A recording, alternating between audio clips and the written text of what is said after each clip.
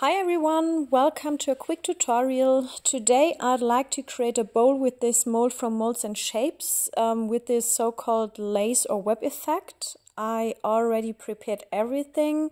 I prepared my resin with white pigment paste. It is the Epoxy pigment paste 9003, and I prepared a little bit of transparent resin with the Liquitex acrylic ink in blue and some silver flakes. I noticed that some people are struggling to achieve this effect, so I thought, why not doing a quick tutorial and give some tips and tricks. For example, like make sure that your resin is at room temperature or a little bit warmer, because if the resin is colder, around 10 or 15 degrees Celsius, then this effect is not working very well, because the resin won't pull the pigments to the center.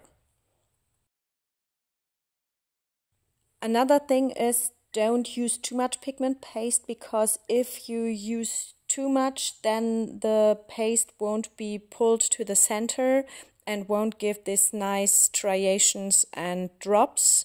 So make sure to only use a few drops of your pigment paste, because then the paste will float much better and will be pulled to the center of the mold and give this nice lace or web effect.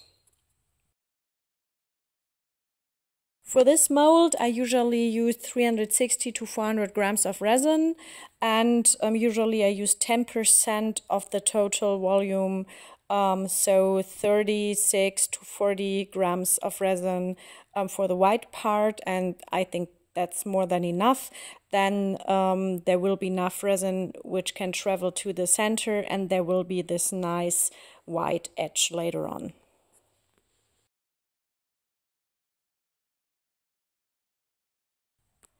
For the center, it makes sense to use transparent resin, either clear resin without any color, or like I do, resin with a little bit of acrylic ink or alcohol ink or whatever. But I wouldn't recommend using mica powder, or if you would like to use mica powder, only a little bit, because the center has to stay transparent. Otherwise you won't see the striations of this lace effect later on.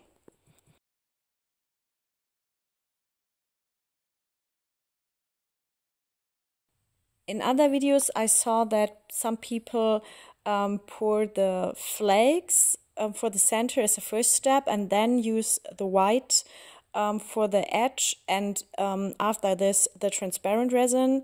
But usually for me the flakes are the last step, because if you pour it as a first step, then they will float all around and you have to try to catch them, and it's not working for me. So usually I pour them as a last step, and then maybe add some more stones or flakes or whatever, and then just removing the air bubbles with my torch and waiting 24 hours to demold it.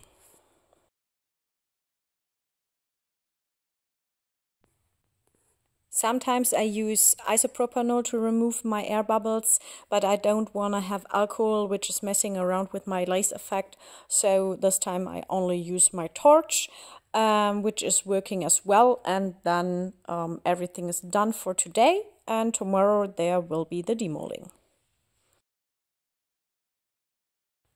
Hi everyone, you see it is daylight. Yesterday I poured in the evening, and now everything is ready to demold. So let's check for the result. I think the result turned out very nicely. There are these nice striations, almost no drops, but that's because I used not so much pigment paste, and then the paste floats much better. I will do a top coat, and then I will put this piece into hot water to bend it into the shape of a bowl, and then I will show you the final result. I hope you like it, and if you have any questions, please let me know. See you next time. Thank you and bye-bye.